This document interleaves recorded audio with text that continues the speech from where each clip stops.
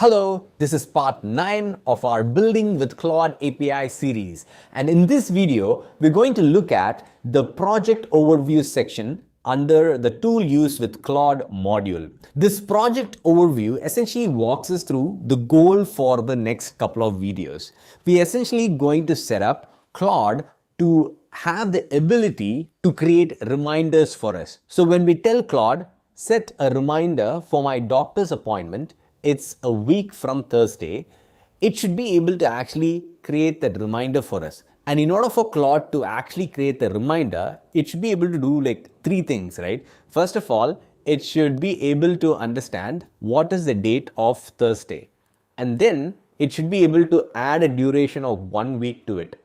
And then it should be able to actually create the reminder. So there are these 3 things, 1, 2, and 3, that it should be able to do. Now, by default, Claude will not be able to understand what is the current date because it doesn't have real-time information and it doesn't have access to like our calendar, so it won't be able to create a reminder for us. It does have the ability to add duration to the date, but these 2 things, at least 1 and 3, it doesn't have the ability on its own. So we would have to set up some tools to enable it to do it. We can actually test this out by means of using the API.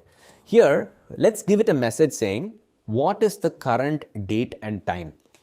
When we give this prompt as input to the API, we can see that Claude is going to respond to us by saying, I don't have access to real-time information. To fill this gap is why we would need the first tool to give it real-time date and time information, okay? Now, the second is basically adding duration, right? Now, in order to add duration to the time, it was able to do it for me at least.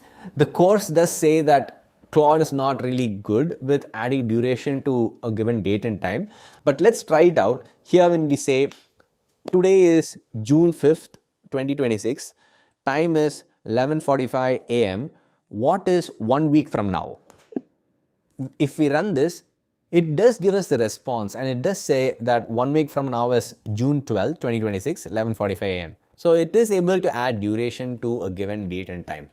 But the third thing of actually setting a reminder, it definitely won't be able to do because it doesn't have the access to any sort of tool to do that, right? So when we say create a reminder 1 hour from now to read a book.